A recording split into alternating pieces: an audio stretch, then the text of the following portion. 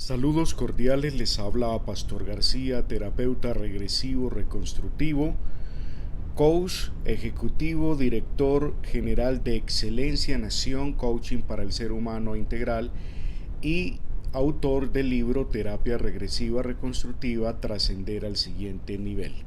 En esta oportunidad para tocar un tema muy importante y es el tema del duelo, el duelo por la pérdida de un ser querido. Dejadlos ir en paz. ¿Por qué? Porque ellos necesitan descansar.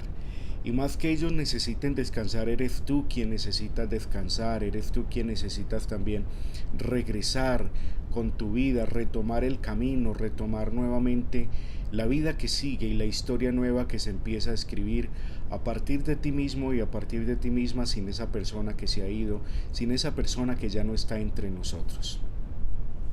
Llegar a sentir la impotencia, rabia, dolor e incertidumbre por la pérdida de un ser querido, los múltiples sentimientos, emociones que emergen desde lo más profundo y hondo del alma, sin encontrar sosiego o paz interior, donde no vemos camino seguro que tomar, donde nos tragamos nuestras palabras como amargos sorbos de ajenjo que nublan el alma.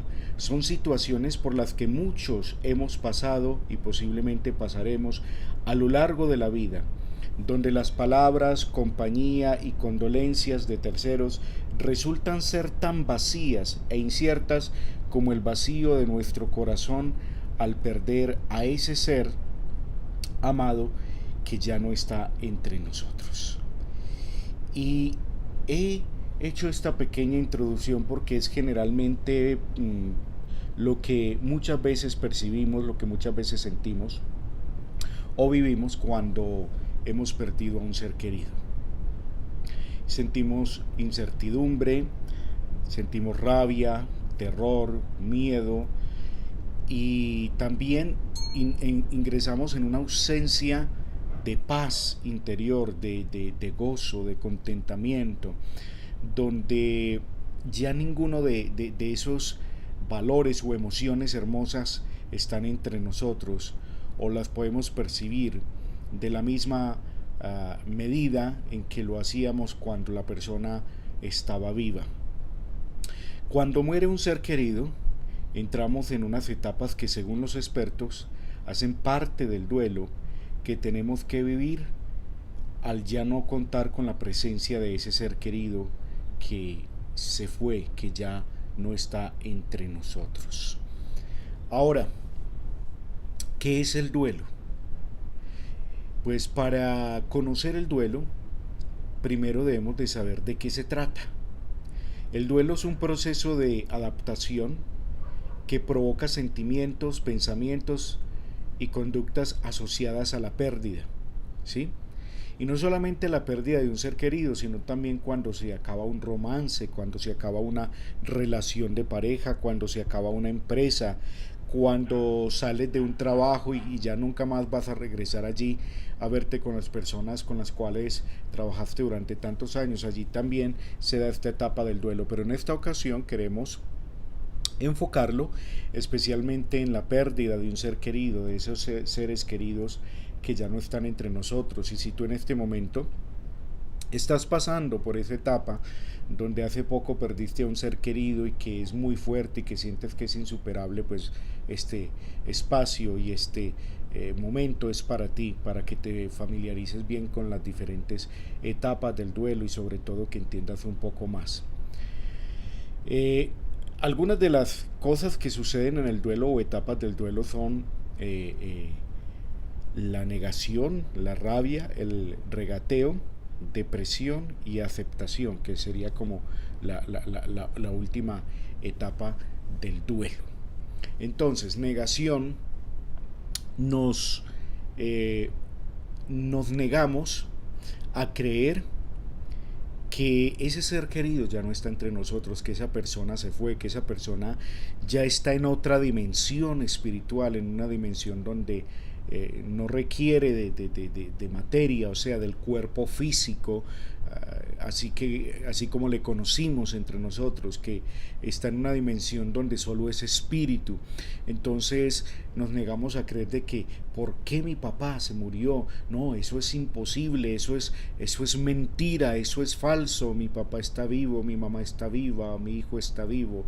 Entonces entramos en esa etapa de la negación, donde no aceptamos que esa persona murió, que esa persona falleció, que esa persona ya se fue. La otra sensación es la rabia, y es que sentimos como esa rabia de, de, de, acompañada de la impotencia, como de la incapacidad de nuestra por no haber evitado la muerte de ese ser querido, sabiendo que son muertes que se nos han salido de las manos, pues no dependía de nosotros, de que esa persona viviera más o muriera más. Pues se pueden dar algunos casos donde en violencia intrafamiliar sí es posible que la vida de ese ser querido que se fue dependiera quizás de la mano de alguien más, cuando se dan esas riñas donde resulta alguien herido y muere como fruto de esa pelea o de esa riña o de ese hecho violento que se da en algunas familias, desafortunadamente en algunas familias en el mundo. Entonces esa sensación que nos acompaña de la rabia, esa etapa fuerte de no haber podido evitar la muerte de nuestro ser querido, es en el caso en que haya sido una muerte violenta como el asesinato. Entonces es una rabia también hacia las personas que le hayan quitado la vida a nuestro ser querido. Es una rabia acompañada también de odio, de deseo de venganza, de deseo de tomar venganza y todas estas cosas. Otra etapa es el regateo, y es que vamos constantemente preguntándonos, aumentando, disminuyendo la realidad. Estamos reclamando todo el tiempo qué fue que pasó. No, pero es que esto no es real, y volvemos nuevamente con la negación y con la rabia, y estamos como tratando nosotros mismos de autosabotearnos y de sabotear al entorno, diciéndole no, él no está muerto, mi ser querido no está muerto, mi ser querido está allí. Entonces entramos también en esa etapa. Una de las etapas más fuertes que se vive durante el proceso de duelo es la depresión, y es que muchísimas personas, no todas, porque teniendo en cuenta pues el nivel de resistencia, de soportar o de resiliencia de cada ser humano, pues sería también como esta etapa, aunque puede pasar leve por todos los dolientes, por todas las personas. Hay casos específicos donde personas, después de la pérdida de un ser querido, entran en una depresión profunda, y en muchas ocasiones se quedan en esa depresión, pues al no buscar ayuda y al no reconocer que fue la pérdida, la muerte de ese ser querido que le generó esa depresión, y al no buscar ayuda pues terminan muchas veces muriendo de la misma depresión. La depresión es mata, y como dicen en pueblos latinoamericanos, sobre todo en Colombia, donde yo me encuentro en este momento, solían decir en el pasado, cuando se moría alguien y después se moría su cónyuge, su esposo, su esposa o algún hijo, algún familiar muy cercano, las personas solían decir, le mató la pena moral, lo mató la pena moral, no pudo soportar la pérdida de su esposo, de su esposa, de su papá, de su mamá, de la persona que perdió. Entonces es una etapa también muy fuerte, y es una etapa que debemos entender que es común pasar por allí, por esa etapa. Sin embargo, si tú estás dentro de algunas de estas etapas o las has pasado todas y te encuentras en la etapa de la depresión, es importante y de vital ayuda que busques orientación profesional, acompañamiento idóneo y adecuado para sobrepasar este momento. Y ese acompañamiento te lo puede dar específicamente un psicólogo o psicóloga, que son las personas como más adecuadas, o el profesional de la salud mental más adecuado para ayudarte a superar la situación, o en algunos casos la psiquiatría. El problema de la psiquiatría en países latinoamericanos es que el psiquiatra a veces no hace psicoterapia, no escucha a la persona, no le permite expresar el dolor, no le permite sacar su tristeza, que haga catarsis, sino que inmediatamente le receta el psicofármaco, el ansiolítico, el antidepresivo, y en estos casos lo que hacemos es ocultar el dolor, es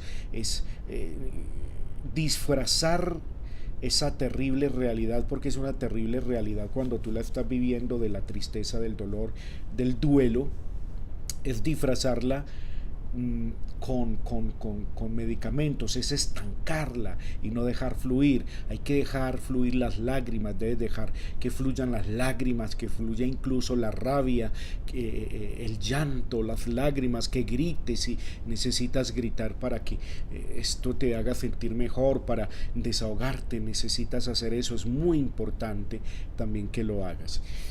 Y la última etapa, que esta viene a suceder después del sexto mes, en algunas ocasiones después del primer año, de los primeros 12 meses de la pérdida, es la aceptación.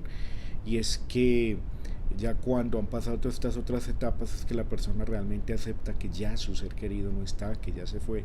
Y entonces, en ese caso, cuando hay una aceptación bien elaborada, bien abordada por la persona afectada, pues empieza ya como un nuevo amanecer, un nuevo renacer, un nuevo empezar de vida para esa persona, donde le toca nuevamente reevaluar las cosas e iniciar de nuevo con su vida y continuar existiendo a pesar de que ya no está con esa persona que amaba, con ese ser querido que se fue y que ya no está entre nosotros. Un duelo repentino e inesperado da lugar a un síndrome en el que el agotamiento de los sentidos no protege a la persona en el duelo de altos niveles de ansiedad. Y esto se da específicamente en el duelo del ser que ha perdido a su ser querido, disculpen la redundancia, la repetición, cuando se ha perdido a un ser querido en hechos violentos como un asesinato, un accidente de tránsito o una catástrofe natural. En esas situaciones, y más que todo específicamente por asesinato, es mucho más duro el duelo, porque ese duelo es repentino e inesperado y da lugar a un síndrome en el que el agotamiento de los sentidos no protege a la persona en el duelo de altos niveles de ansiedad, y es porque se generan altísimos niveles de ansiedad. Ahora vamos a ver las manifestaciones del duelo, que pues son muchísimas las manifestaciones que se pueden dar en el duelo. Tenemos como primera la angustia, y es que la persona entra en un estadio o estado, como tú lo quieras ver, como lo quieras llamar, de angustia, una angustia profunda. Y en muchas ocasiones las personas tú las escuchas decir, las oyes decir, cuando vas a verlas, cuando vas a darles un abrazo, hacerlas sentir que están acompañadas, de que tú entiendes su dolor, de que tú entiendes su dolencia, de que tú le acompañas en esa situación. Las personas hablan de un dolor del alma, y es que me duele el alma. Y es una angustia profunda, donde no perciben esperanza alguna, donde se han perdido los ideales de vida que se tenía planificados vivir con esa persona, donde se tiende a creer y a pensar que ya no existe nada más para la persona sino morirse. Entonces siente ese vacío tan impresionante en el cuerpo, en la boca del estómago, esa sensación de opresión en el pecho, de ahogo, ese nudo en la garganta. Entonces es una situación muy, muy fuerte y difícil de sobrellevar. La otra es idea de culpa, y es: si yo le hubiera dicho que se quedara, mi familiar no hubiera muerto. En el caso de las personas que fallecieron en un accidente de tránsito después de estar en una fiesta, es muy común escuchar a la persona decir: si yo le hubiera dicho que se quedara a dormir, que no se fuera a conducir, y más si había tomado unas copas de más. Hago también como un énfasis aquí y una pausa para decirle a las personas que es muy delicado conducir con licor, con copas. En Colombia está sucediendo mucho de que cada día, cada fin de semana están muriendo personas en accidentes de tránsito precisamente por conducir con licor en la sangre. Entonces, en este caso de las ideas de culpa, cuando han muerto personas en un accidente de tránsito, cuando se fue a un viaje y no regresó de ese viaje, bueno, en tantas circunstancias, entonces las personas tienden a culparse. Si yo hubiera hecho esto, él no hubiera muerto, ella no hubiera muerto. Entonces, de cierta forma, toman la responsabilidad de, de, de la muerte de ese ser querido que ya no está entre nosotros y que se ha ido. Otra es que se entra en crisis de pánico, la persona entra en un pánico profundo, en que le da miedo, en que puede también sentir voces, en que no soporta el encierro, en que no soporta la soledad, en que se coge la cabeza con las dos manos, en que siente que la cabeza le va a explotar, tiene ideas delirantes, tiene alucinaciones, bueno, muchísimas cosas que pueden suceder en medio de la crisis de pánico que sufre la persona también por la pérdida de un ser querido, y esto generalmente ocurre en los momentos previos, pues posteriores a la muerte, cuando se le ha dicho o se le ha dado la noticia: has perdido a un ser querido, has perdido a tu papá, a tu mamá. Entonces la persona entra en todos estos sentimientos, en todas estas manifestaciones tan fuertes del duelo, y una de ellas es la crisis de pánico, que la persona entra en una crisis impresionante. Otra es la desesperación. La persona entra en una desesperación impresionante, y es porque pierde la esperanza. Luego vamos a hablar un poco de eso. La persona se desespera, entra en shock.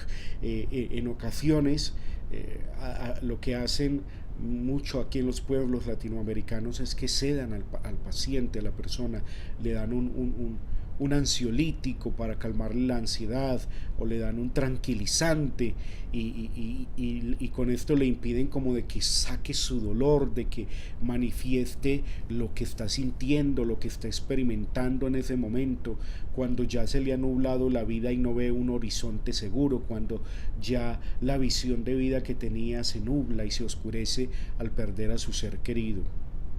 Otra es la apatía, y es que la persona ante esta situación se vuelve apática, aparte con las personas, no quiere hablar con nadie, quiere estar aparte, quiere estar aislado o aislada. Continuamos hablando sobre el duelo. Otra de las manifestaciones es la desesperanza, después de la apatía, donde la persona está aparte, donde no quiere integrarse, donde quiere estar como aislada del grupo social, de la familia o de los amigos.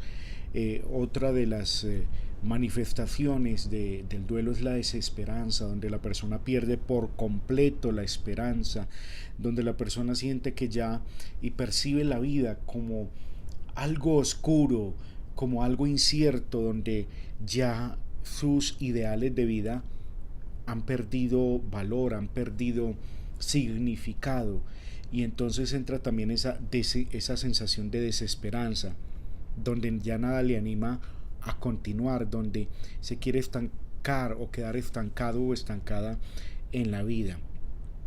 Otro es el deseo de muerte. Generalmente estas personas tienen deseos constantes de muerte. Se quieren morir y quieren morirse para ir al cielo, para ir con su ser querido. Es que yo me quiero ir tras él, yo me quiero ir tras ella, es que no soporto la vida sin él, sin ella. Entonces también se da esas ideas de muerte, esos deseos de muerte acompañados de ideas suicidas. Y es que en muchos casos las personas se quieren suicidar, la persona afectada se quiere suicidar, y se han dado algunos casos de personas que se han suicidado precisamente por la pérdida de un ser querido, porque ha sido tan grande la pena, tan grande la pérdida, que no lo han soportado y se han suicidado, han optado por quitarse la vida. Otros han intentado suicidarse y por alguna razón pues un familiar o alguien pues previno la muerte o le encontraron a tiempo y le llevaron a un centro médico asistencial con tiempo y se le pudo salvar la vida. En algunos casos, he tenido algunos casos de personas que precisamente que se intentaron suicidar por la pérdida de un ser querido y realmente la historia que ellos narran es muy triste y es muy dolorosa y casi que comprensible. Aunque no estemos de acuerdo que las personas se mueran o se quiten la vida voluntariamente, pues a veces uno entiende el dolor tan profundo en el cual llegan las personas incluso hasta pensar en quitarse la vida porque ya el significado de la misma ha desaparecido con la pérdida de ese ser querido. Otra manifestación es la tristeza y no es una tristeza normal, como la persona que dice hoy amanecí triste, me voy a comer un helado de vainilla o un helado de chocolate. No, es una tristeza profunda, es una tristeza que desgarra, una tristeza que lleva como que va de la mano, como abrazada con la primera de arriba, con la angustia. Es una tristeza profunda y nuevamente acudo a esa palabra, esa frase que usan algunas personas que dicen siento enferma el alma, es que siento herida el alma. Entonces es una tristeza muy fuerte. Y otra que también es muy común son las reacciones de hostilidad e irritabilidad, y es que la persona se irrita con facilidad y en ocasiones hasta actúa con hostilidad ante las otras personas, y es precisamente una de esas tantas manifestaciones del duelo, pasos del duelo por el cual vamos pasando los seres humanos cuando hemos perdido a un ser querido. Otra que es muy fuerte y sucede en los primeros momentos después de enterarse que has perdido al ser querido, a tu ser querido, a tu ser amado que ha muerto, que ya no está en este mundo, es la sensación de ahogo, ¿sí? Entonces, en esa sensación de ahogo, la persona no quiere discúlpame, se me desconfiguró esto acá, la persona siente que no es capaz, que no puede articular, que no puede expresar, y entonces esa es una de las cosas que sucede, y esta está precisamente en las manifestaciones corporales y físicas del duelo, y es el ahogo, donde la persona siente que no puede hablar, que no puede expresar, que no puede articular, que no puede gesticular lo que está diciendo, lo que está sintiendo, lo que está viviendo en este momento. Entonces, fuera de que se le nubla la vista, que se le nubla el futuro, que todo lo ve oscuro, la parte lingüística se atrofia, su boca quisiera decir mil cosas, mil palabras, pero tiene de repente esa sensación de ahogo que le impide expresar, que le impide articular con facilidad sus emociones, sus sentimientos y todo lo que está sintiendo en ese momento, todo lo que está experimentando en ese momento. La otra es la opresión. La persona se siente oprimida y hablan de una opresión en el pecho y sienten que el pecho está a punto de reventar, de explotar, de estallar, dirían acá también, y es que no pueden sentir paz, no pueden sentir suavidad en su cuerpo, todos sus tejidos, todos sus músculos se tensionan, y la persona en esa opresión pues es difícil que pueda experimentar algo de paz interior o de felicidad. La otra es las palpitaciones o taticardia, y es que la persona, el corazón se le acelera a 1000 por segundo o más de 1000, y esas palpitaciones le lleva también a otra que es sudoración, es que la persona empieza a sudar frío, a experimentar mareo, a experimentar desequilibrio en el cuerpo a nivel físico. Y otra muy fuerte son los terribles dolores de cabeza o migraña, que la persona en ese estado puede también despertar esporádicamente una sensación de migraña, dolores de cabeza muy profundos y soportable para muchos seres humanos. Y en algunas ocasiones esa migraña se queda ahí. Cuando la persona no elabora bien el duelo, pues la migraña se queda allí. He atendido y he tratado muchas personas con migraña y se curan y se han sanado al reconocer o recordar que esa migraña, ese dolor de cabeza se generó a partir de la pérdida de un ser querido, por no aceptarlo, por no haber hecho el duelo de la forma correcta. Como decía ahora, que uno de esos últimos pasos es la aceptación. Entonces cuando la persona no acepta, pues su cabeza se vuelve un lío a nivel de pensamientos, pero los pensamientos están en el cerebro y el cerebro está en la cabeza. Entonces al estar allí se genera una descompensación psicoquímica o bioquímica, y pues va a producir el espacio perfecto y el escenario perfecto para el dolor de cabeza o las migrañas. Ahora, el duelo tiene también una etapa crítica. Hay una etapa muy crítica del duelo, y es cuando la persona, sobre todo, no tiene o no ha tenido muy buenas relaciones con los fallecidos, con el fallecido, y más con los que han quedado. Entonces la persona le toca prácticamente sola elaborar el duelo, y es ahí donde se entra mucho en una etapa crítica, teniendo en cuenta que todos pasamos por estas etapas o etapa crítica.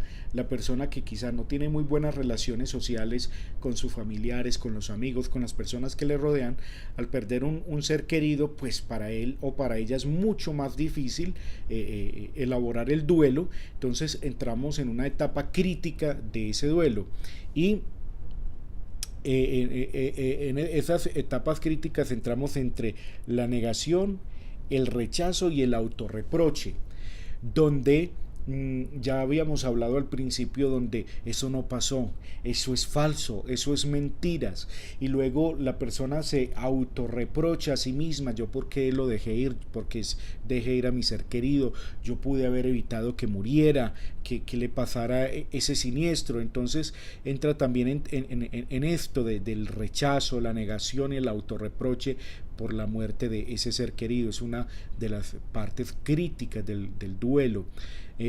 Otra es la incapacidad de comprender, para comprender lo que ocurrió, para comprender lo ocurrido. Y es que dice: no puedo creer que esto haya sucedido, pero ¿cómo es posible que Dios permita esto o haya permitido esto? En el caso de las personas muy religiosas, muy creyentes, muy pegadas a una religión o a un Dios. Otra es el embotamiento severo, y es que la persona se siente bloqueada por todas partes, siente malestar en su cuerpo, siente malestar espiritual, malestar psicológico, y la persona no va a tener visión para ver más allá de sus propias narices, no va a tener discernimiento, no va a tener dominio de sí mismo, de sí misma. Otra etapa crítica es la sorpresa, y es porque fue algo inmediato, algo instantáneo, algo que no avisó. Entonces esa sorpresa de que esto está pasando, de que mi ser querido ya no está, es algo impresionante que lleva a la persona también a no creer, a la incredulidad, una incredulidad casi que justificada. Es que si hace solo unas horas o un par de días yo me vi con él, con ella, estaba rozagante, estaba lleno de vida, estaba una persona muy bien, muy saludable. ¿Cómo es que ahorita ya no está entre nosotros? Y les hablaba ahora también de la impotencia, de la capacidad de sentirse incapaz, impotente, de no haber evitado esto. ¿Cómo fue que yo no evité esto? Entonces entramos nuevamente a la etapa de la negación, del autorreproche, del rechazo y de la culpabilidad. Ya ahora habíamos hablado de la culpabilidad, con donde la persona dice: es que ¿cómo es posible que esto haya pasado? ¿Cómo es posible que esto esté pasando? Y seguimos nuevamente en la etapa de la negación. No, es que mi ser querido no está muerto, no, esto tiene que ser un malentendido. Muchos lo narran después de salir del duelo como un sueño tormentoso, una pesadilla donde creían que nunca iban a despertar de eso por ser algo muy fuerte. También habíamos hablado ahorita del bloqueo psicológico cuando hay embotamiento severo. Es que la persona se bloquea a nivel psicológico, las facultades psicológicas, emocionales y mentales se bloquean, la persona no piensa, no razona, es difícil tomar decisiones en una situación de esa.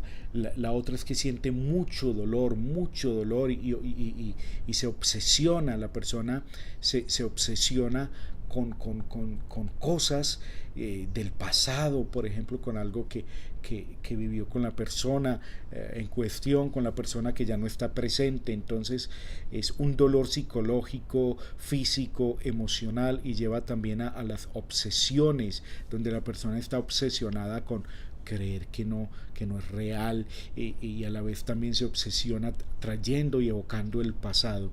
Otra muy fuerte es la sensación de soledad. La persona se siente sola, se siente vacía y dice, ¿ahora qué voy a hacer? Yo solo, yo sola.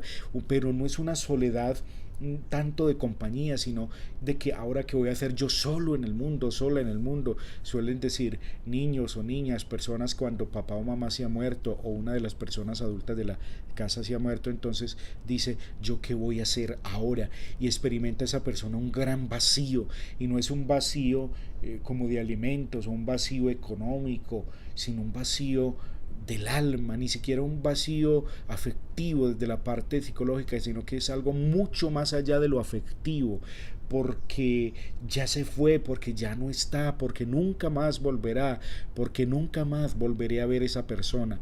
Un gran vacío que muchos lo comparan con un abismo sin fondo, un abismo que se ha llevado la felicidad, un abismo que se ha llevado la paz, que se ha llevado el amor, que se ha llevado la convivencia, una pena profunda.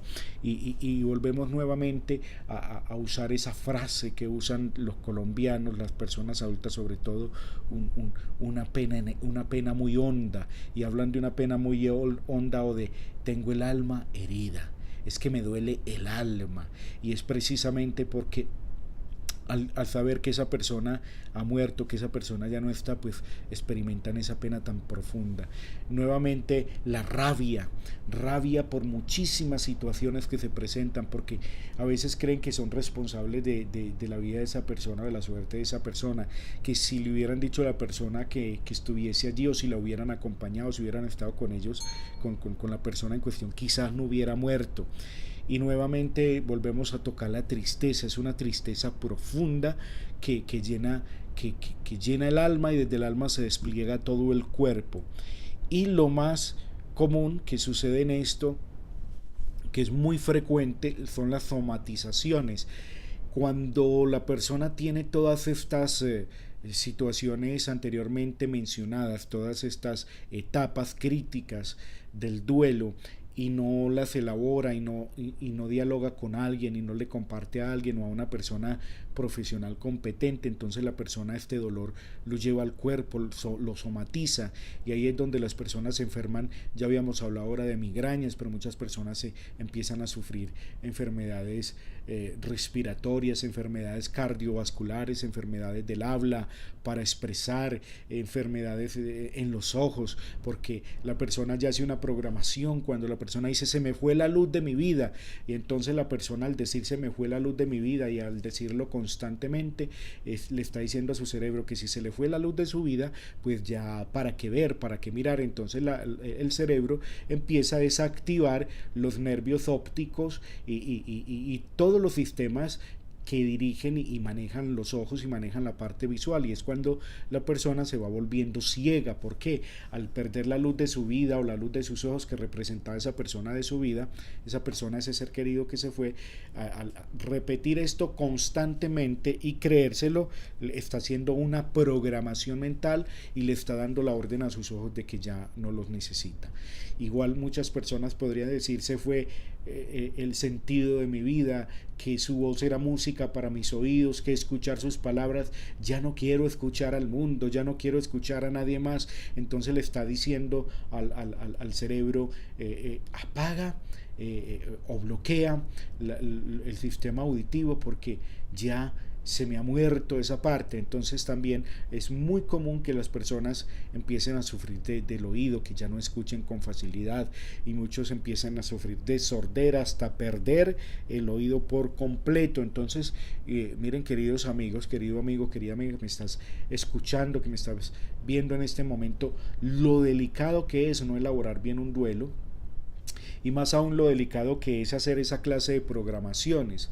No, yo para qué salgo si ya se me fue el motor de mi vida. Entonces son personas que dejan de caminar si solían pasear por el parque, salir de compras o salir de vacaciones, entonces se encierran en una casa, en un cuarto oscuro, llenos de depresión, de tristeza, de dolor, y si estas personas no las mata la depresión, van perdiendo el movimiento en sus miembros inferiores y superiores hasta quedar inválidos o paralíticos, y es pues posiblemente precisamente porque le están diciendo al cerebro que ya no necesitan de movimiento en su cuerpo, porque el motor de su vida, la persona que les hacía mover ya o moverse ya no está entre ellos, entonces que ya para qué moverse.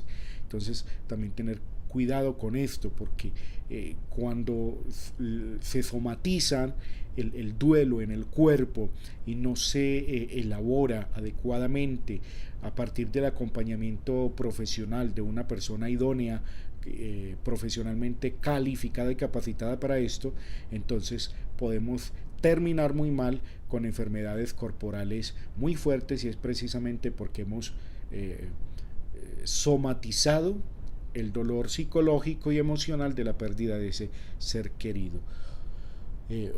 Otra de esas etapas es el llanto fácil. Cuando ves la fotografía de ese ser querido que no está, empiezas a llorar. Cuando ves la película o la televisión o ves algo que le gustaba mucho a esa persona, inmediatamente empiezas a llorar y empiezan a fluir las lágrimas.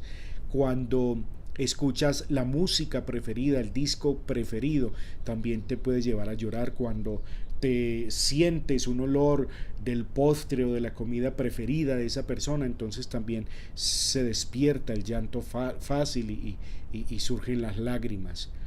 Otra, habíamos hablado ya ahorita de la soledad, de la profunda soledad, y esta profunda soledad va a estar acompañada también de ideas negativas, y es que empiezan a emerger desde lo profundo del ser, de tu ser, una cantidad de ideas negativas, destructivas en su mayoría de casos. Muchas de ellas son ideas de muerte o ideas suicidas, como ya lo habíamos explicado ahora. Y una de esas ideas es que la vida ya no merece la pena, ya no vale la pena vivir. ¿Para qué vivir? Ya no vale la pena vivir. ¿Para qué la vida? Ya no merezco vivir. ¿Para qué?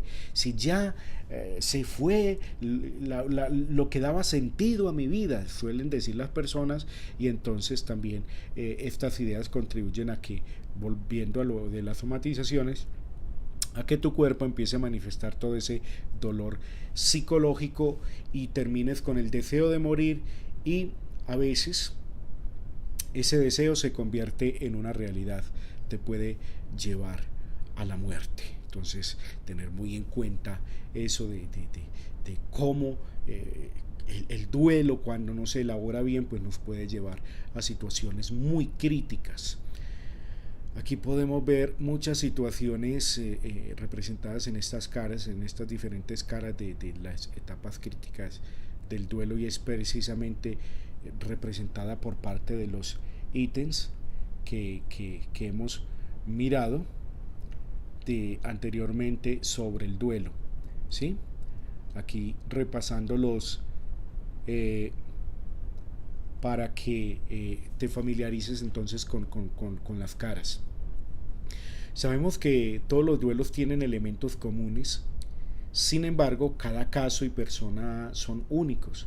De ahí la importancia de su intervención de manera personalizada, de acuerdo a la persona y a las circunstancias. O sea, no es que cualquier persona que una persona que haya perdido un ser querido y que vaya a elaborar su duelo, entonces llega donde el psicólogo, donde el psiquiatra, y el psiquiatra le aplica la misma fórmula a todos, porque a todos les va a servir. No, eso nunca, nunca, nunca se debería hacer y nunca se debe hacer porque no va a aplicar. El duelo para cada persona es diferente y también es diferente de acuerdo a la personalidad y de acuerdo a las capacidades intrínsecas que tiene la persona, sus valores personales, su sistema de creencias y la capacidad de resolver los conflictos. También del nivel de tolerancia que maneje ante la frustración. Entonces también tener en cuenta esa parte.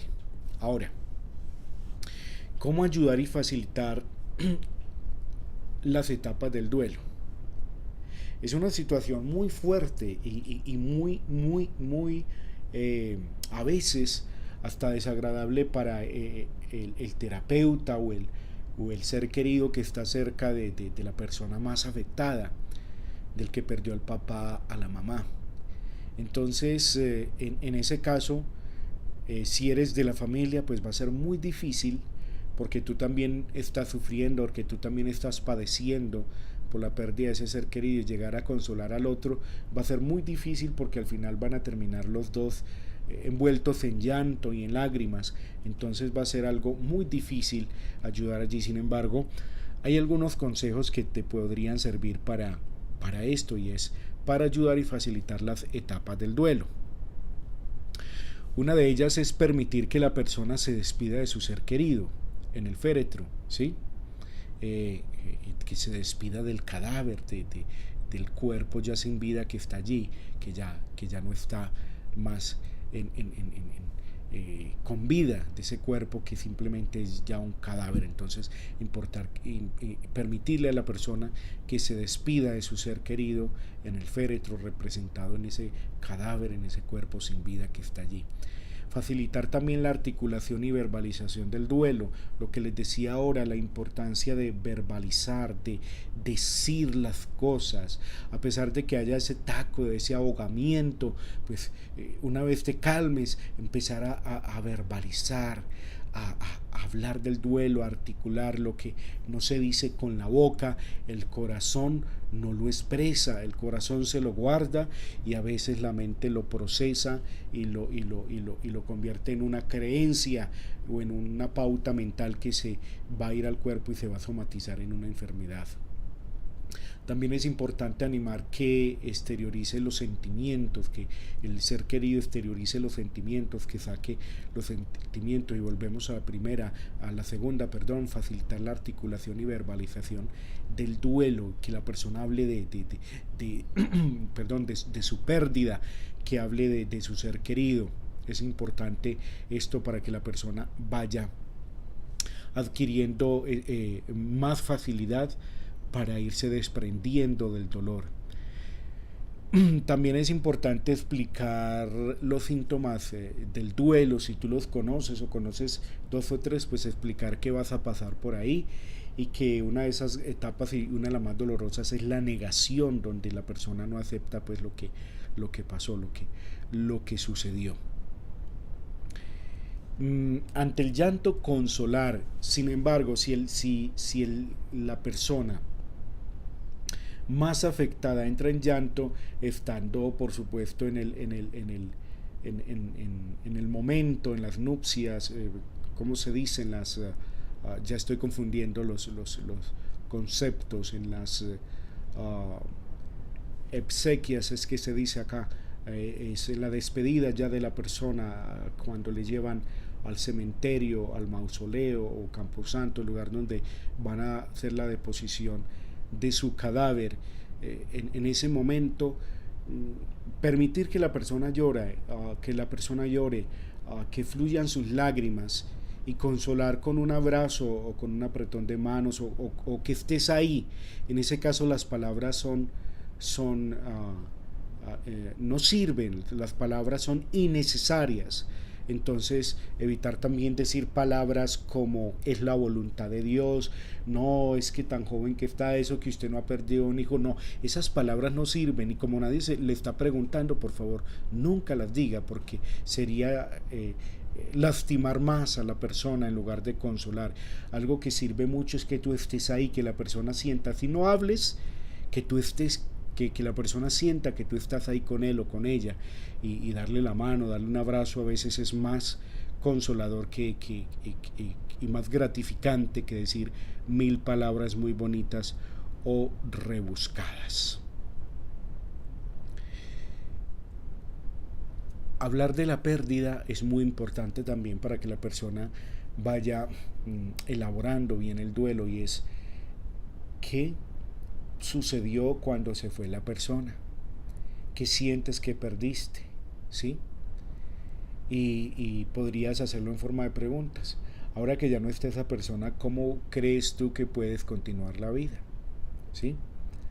Y si la persona se bloquea, bueno, ¿qué hay de bueno en ti en este momento?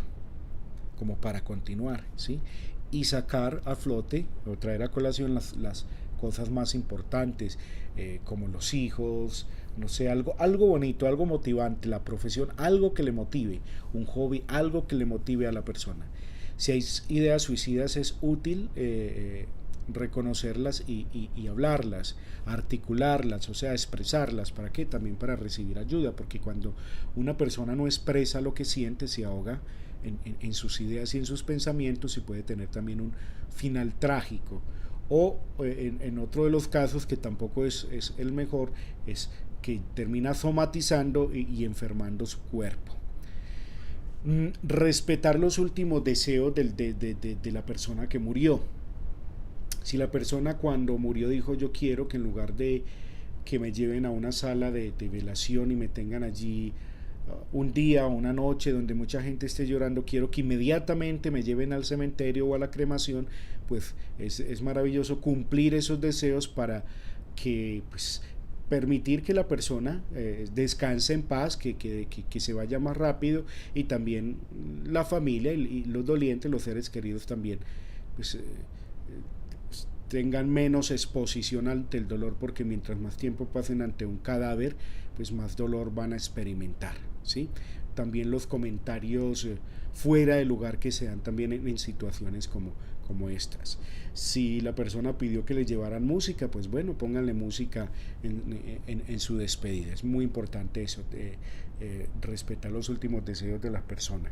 También la búsqueda de un entorno menos agresivo, y es que cuando se ha terminado ya las honras fúnebres, llevar a la persona o personas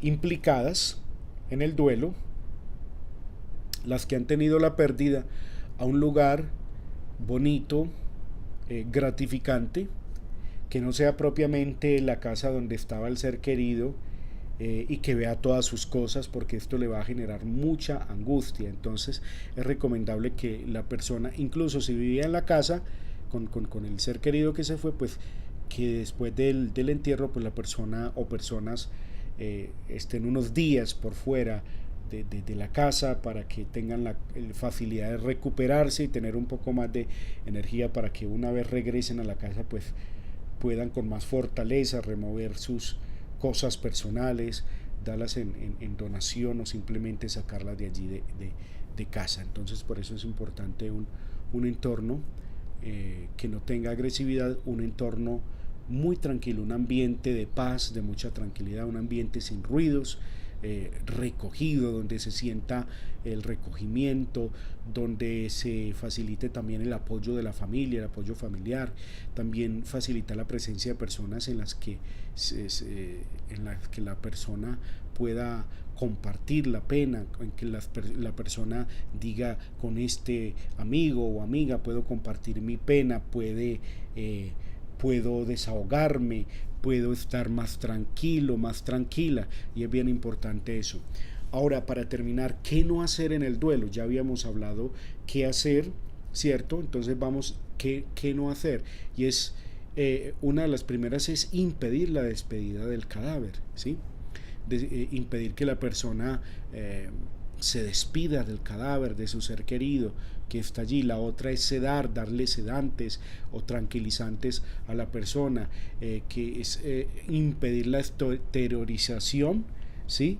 exteriorización de los sentimientos, del dolor. Es importante que la persona exteriorice esos sentimientos de dolor, de frustración, porque bien duro es uno con su ser querido fallecido y uno con ganas de llorar y que de pronto vengan y le bloqueen y que no le permitan a uno llorar y que no le permitan a uno expresar todo el dolor, toda la tristeza, toda la angustia.